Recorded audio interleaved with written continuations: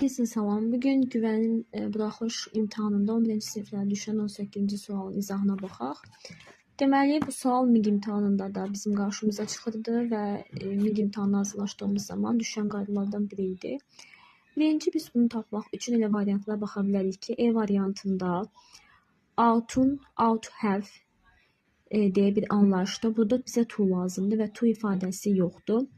Digər variantlarda isə bizə qısa bir ipucu deyim ki, adətən hamısı təsdiq olanda və biri inkar olanda gözümüzə inkar variantı düzgün kimi dəyir. Amma should have-in və shouldn't have-in biz ən əsas mənasını bilməliyik. İkinci cümlədə bizə deyir ki, now we are stuck in traffic. Stuck in traffic tıxacda ilişib qalmaq deməkdir. Now isə cümlədə indiki zaman göstəricisidir və deyir ki, biz hal-hazırda, yəni indi tıxacda sıxışıb qalmışıq. Deməli, biz nəyisə etməməliymişik, amma onu etmişik.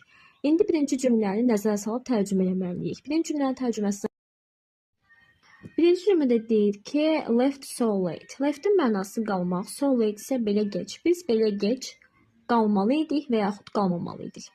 Deyirik ki, biz hal-hazırda tıxacdayıq. Tıxacdayıqsa, deməli belə gec çıxmamalıydıq. Biz gec çıxdığımız üçün tıxacda ilişib qalmışıq. Və burada bizim düzgün cavabımız inkarda olmalıdır. Yəni D variantı. We shouldn't have left so late.